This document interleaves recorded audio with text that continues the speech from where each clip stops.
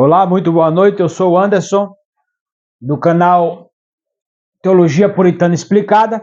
E hoje vamos tratar de mais um tema grandioso que tem chamado a atenção de muitos dos meus espectadores, que tem trazido curiosidade, né, e clareza para muitos cristãos ou pessoas com tendência, né, e admiração para o lado do cristianismo, né? Embora nós temos uma grande população brasileira cristã, né? Mas nem todos assim têm essa tendência, essa inclinação para o estudo da teologia. Né? A teologia significa estudo da pessoa de Deus, né? Theos é Deus, logia é estudo. Então nós estamos tratando dessa obra grandiosa do Teologia Puritana, Dr. Joel Bick e Mark Jones.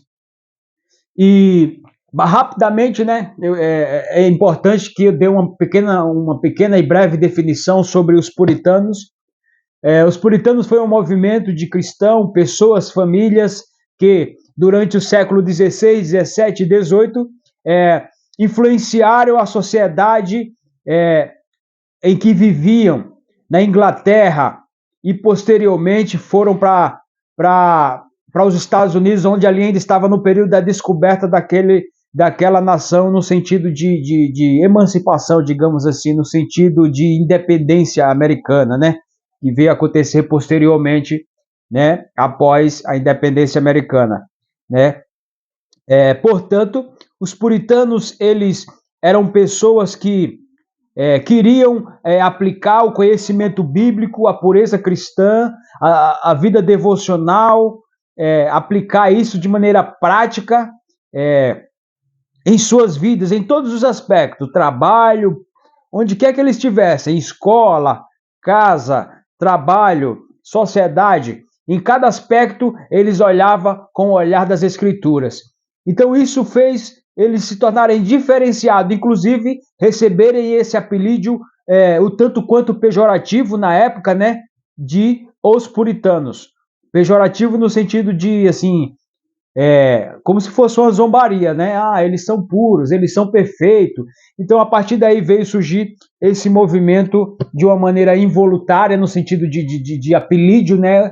Esse nome involuntário que realmente colou e faz total sentido para aquele grupo, aquele movimento do século XVI e XVII. Então vamos lá. Hoje trataremos então aqui sobre a sabedoria de Deus. É um atributo muito bom de se aprender, de se entender, é grandioso também, é profundo. Então vamos tratar então dessa obra, a sabedoria de Deus. Alguns talvez situem a sabedoria de Deus no contexto de seu conhecimento e entendimento. Às vezes as pessoas acham que o entendimento de Deus é o conhecimento de Deus. Aí ele continua falando, embora não se possa considerar de uma forma adequada nenhum atributo isoladamente de uma ratificação de todos os atributos divinos, ou seja, não se pode considerar um atributo isolado de todos os demais, né? Ou seja, todos eles, de certa forma, eles estão ligados, como ele fala aqui, o próprio Sherlock. Para Charnock, a sabedoria de Deus merece sua própria análise, porque a sabedoria é diferente de conhecimento, ou seja, conhecimento é uma coisa, sabedoria é outra.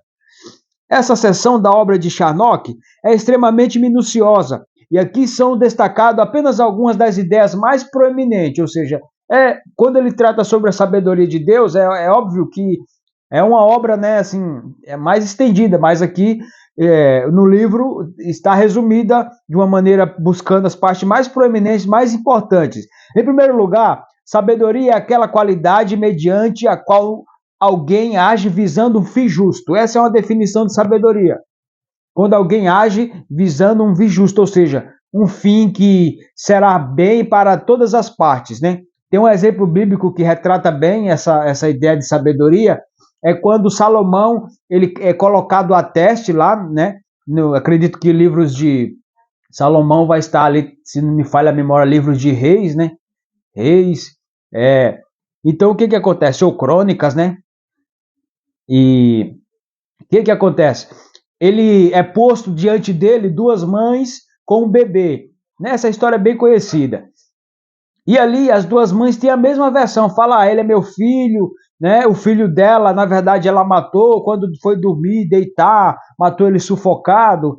E Salomão ali, ele fala então, então eu vou partir essa criança no meio e ambas ficam cada uma com sua parte.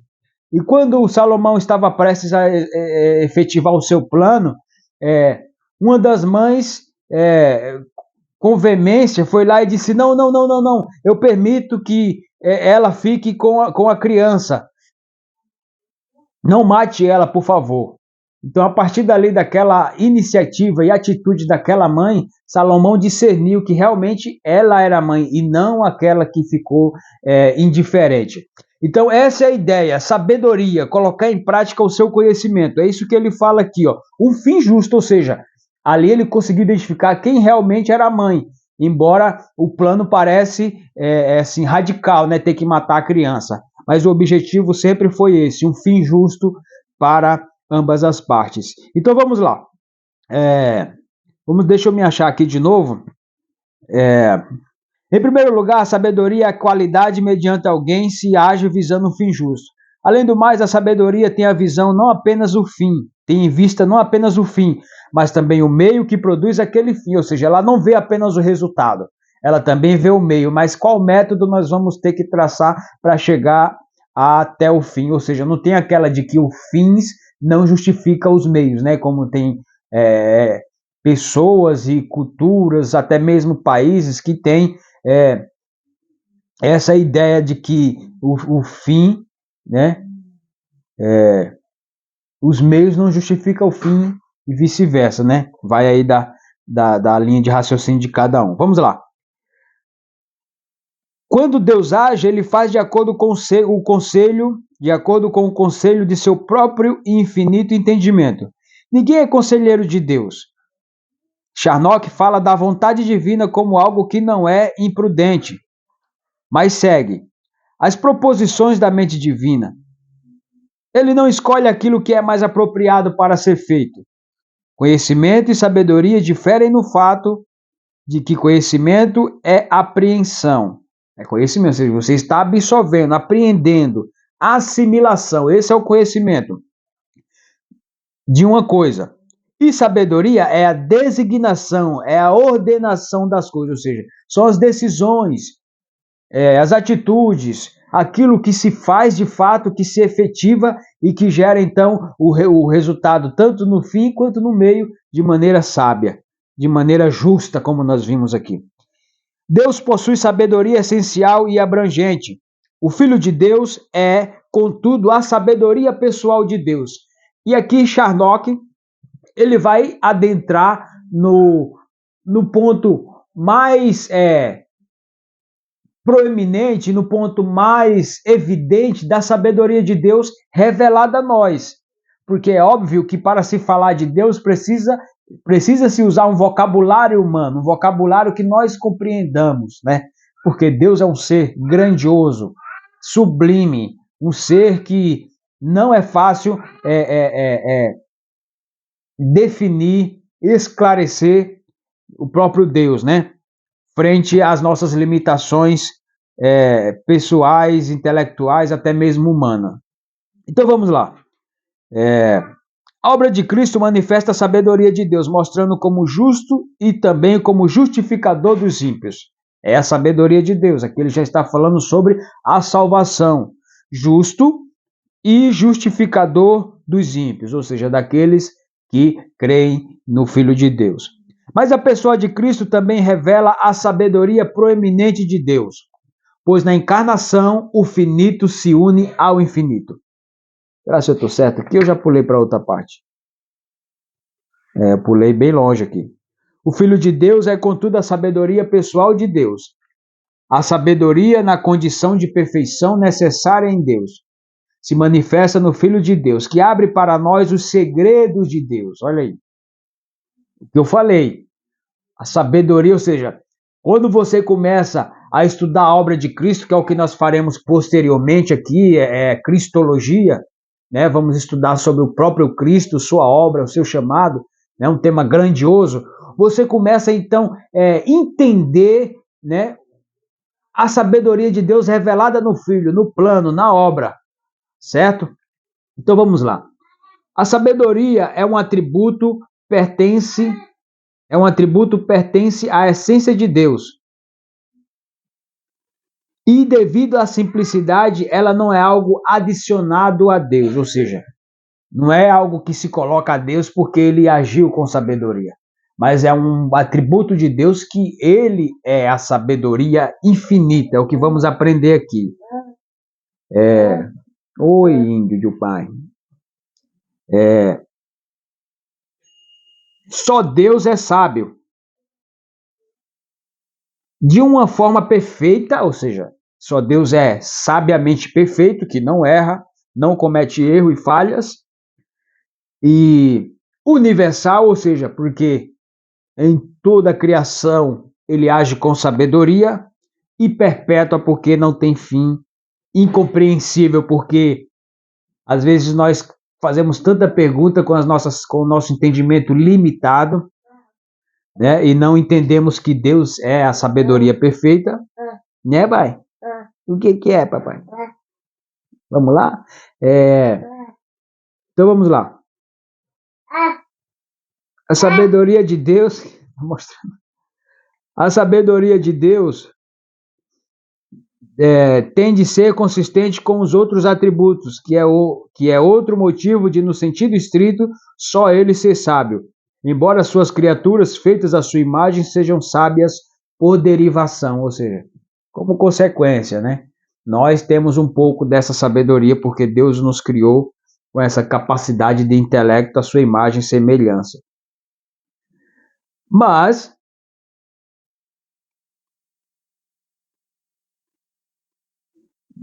Deus não somente é sábio, mas está acima de toda sabedoria. Deus manifesta sua sabedoria na criação e no governo de suas criaturas, mais a sabedoria de Deus na redenção. Ou seja, mais a sabedoria de Deus na redenção faz a mente ficar ainda mais perplexa, porque a obra de Deus no ato da redenção, na entrega do seu filho, na morte do seu filho, na ressurreição, na ascensão, rapaz, é grandioso demais, hein? Faz a mente ficar ainda mais perplexa, foge da nossa capacidade de compreensão. Em seu estilo típico e esplêndido de escrever as glórias da redenção, Charnock se refere à criação como as pegadas da sabedoria de Deus. Ou seja, a criação tem algumas evidências da sabedoria que está em Deus. A maneira como ele criou todas as coisas com sua perfeição e como ele o fez, né? Mas a obra da redenção como o rosto da sabedoria de Deus, na pessoa e obra de Jesus Cristo. A sabedoria reluz de uma forma tal que não se vê em nenhum outro aspecto da redenção de Deus com a criação. Não se vê em nenhum outro aspecto a sabedoria de Deus revelada como da relação de Deus com a criação, que é através do Filho de Deus que ele revela ali e envia, né? No Evangelho, a sabedoria de Deus é descrita de várias maneiras, sendo que todas servem para confirmar a afirmação de Charnock de que sabedoria é um atributo essencial de Deus, mediante o qual todos os atributos de Deus são regulados, ou seja, é o que faz com que Deus haja conforme cada atributo de maneira justa, de maneira perfeita, porque ele tem sabedoria, ele sabe quando usar seu poder, né? Ele sabe quando usar a sua misericórdia, ele sabe quando usar a sua justiça, né? Ele sabe quando se irar, ele sabe quando, né, perdoar o pecador, ele sabe, e assim vai, sucessivamente. A sabedoria, ela calibra, digamos assim, como está falando, ela regula os demais atributos, ok? Então aqui chegamos aqui, né? Tem ainda muito para se desdobrar, mas vamos aqui ver a sabedoria manifesta no Evangelho é uma sabedoria oculta, também conhecida como mistério, como está escrito em 1 Timóteo 1,17, o mistério de Deus. Na redenção existem, em vez de um único ato, inúmeros fins e meios que mostram a glória de Deus em sua sabedoria. Na redenção, ou seja, quando ele enviou o seu Filho, a obra de Cristo, né? Por exemplo, no Evangelho aprende-se sobre a conjunção de duas naturezas, a natureza divina e a natureza humana. Isso é sabedoria, não é não? A união da eternidade com o tempo. Como é que você pode, algo eterno, se limitar ao tempo, né? Da mortalidade com a imortalidade, ou seja, a ressurreição de Cristo. A morte se transforma no caminho para a vida. Como é que pode, né? Algo que era para ser o fim, a morte, de repente, ela é o caminho para a vida eterna. E a vergonha, a vereda para a glória. A vergonha que o nosso Senhor passou ali na cruz do Calvário, enquanto estava caminhando rumo à cruz do Calvário, era o caminho para a sua glória, para a sua ressurreição. A sabedoria de Deus é exibida no fato de que tanto a justiça quanto a misericórdia de Deus são satisfeitas. A justiça, então, é porque é como se fosse dois paradoxos, né? Aquilo que parece contrário, mas não é. Justiça, justo, correto, perfeito, né? Com misericórdia, perdão, amor, bondade, compaixão, né? Perdoar, estender a mão. Como que isso, que a gente consegue conciliar isso? Através da sabedoria de Deus. O próprio Deus o faz. De forma semelhante, Thomas Gordon fala da redenção como a obra-prima de Deus, em que ele decide pôr todos os seus atributos em cena. Obra-prima de Deus, a redenção.